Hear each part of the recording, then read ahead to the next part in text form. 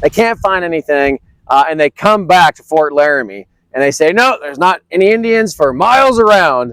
And like right then, like a movie. Right? I do not fire unless someone leaves this building before I'm done. Right. And he's the first one to leave the building because he's done. Yeah. They killed him. Now, I'm not asking you to do the research. Hi, everyone. I'm Janelle Molony, author and historian, and I'm at Fort Casper with my friend Steve Dacus from the 11th OBC and Research Arsenal. Yes, yeah, indeed. All right, so next question. The best and the worst decisions that were made in this process.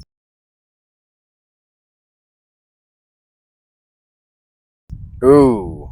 Oh, well, okay. Sorry. I got from a military perspective.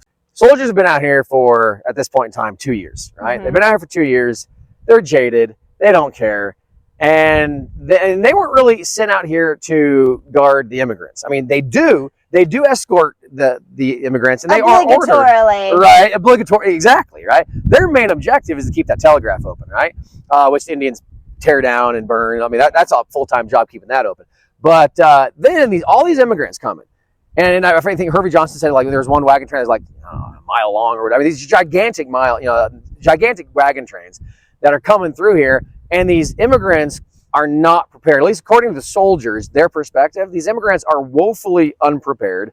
Yeah, they have weapons, but not in the context that can really defend their families. They're farmers, they're doctors, exactly. They're moms. They're not ready. And so when you read the soldiers' letters, and 16th Kansas has a good, forgot who the soldier was, and then some of the Iowa soldiers said the same thing, to where these guys they're coming out here unprepared. And as a soldier, you're already jaded, and you got to have the mindset of a soldier. It's a very dark humor, even today, right? If you're in the emergency services, if you're a fireman, cop, or in the military, there's a dark humor, and there's a point where you're like, yeah, let them die. I don't care, you know?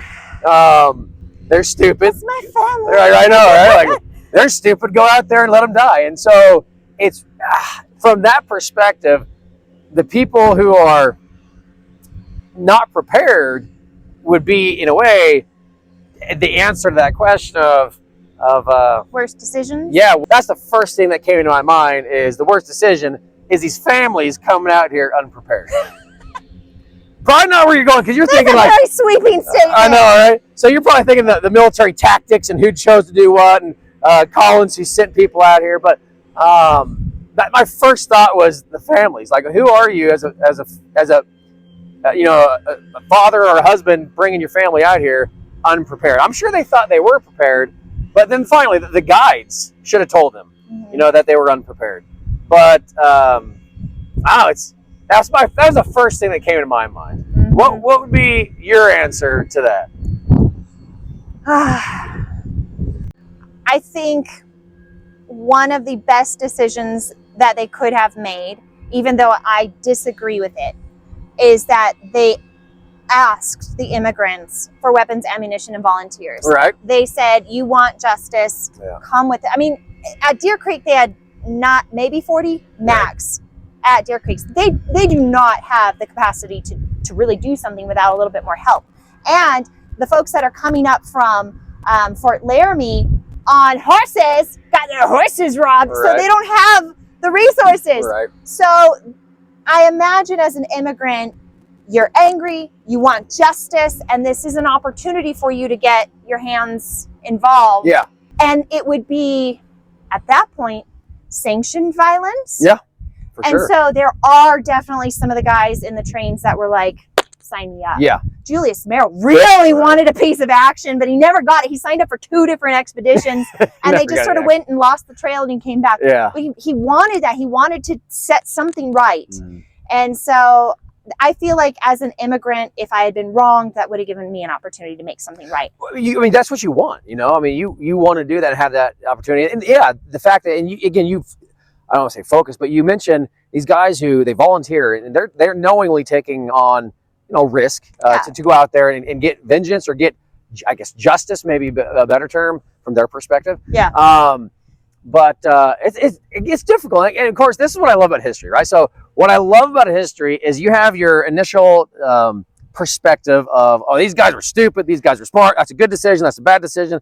And the more you piece what actually happened together, you're like, oh, it's a little bit more nuanced than that. Really, you know? truly, because from what I understand, in total, only 8 lives were lost out of That sounds about right. Yeah. 370 families multiplied by however many people are in those families. Right. So we're talking nothing. Yeah. And so when we can see that big picture and we get out of the heated moment, Right. then I realize also, like, the response, that was too much. It was too much. Right. And they took horses. You know, we can get horses back. The government can cut a check. You know, like, Right. you didn't need to go that far.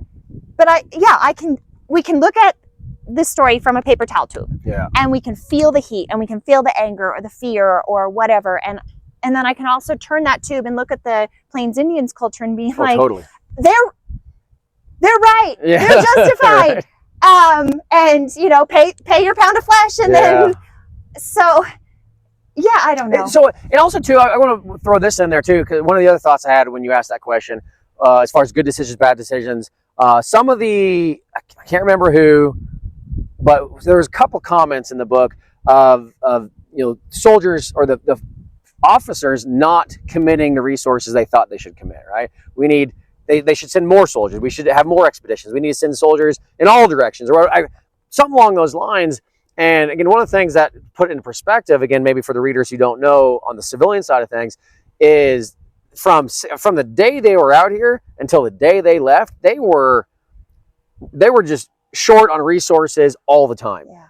I mean, they had horses were a problem all the time. I mean, you had 800, I think either 16 Kansas or Iowa cavalry come out here. They walked. They're cavalry, and they walked 700 miles to come out here, right? Ammunition, right? And they complained about not having ammunition. I mean, a year later, right here at the Battle of Platte Bridge in '65, they were literally like they're making ammo because I think they had like 10 shots per person, which is nothing, right? Ooh. So I mean, the point is the officers making decisions, whether they're at, William Collins at Fort Laramie or the other junior officers scattered abroad. They're making decisions to keep, to retain some of the resources they have, because they got to save a little bit of flesh or a little bit of ammo for an unknown. I mean, maybe tomorrow they have to go on to this major expedition that they don't know. If they always got to retain some resources in order to respond to an unknown threat, and so. You can poo-poo on a lot of these officers, the decisions they make, but at the same time, you got to remember, death was a daily occurrence. Like, death is today.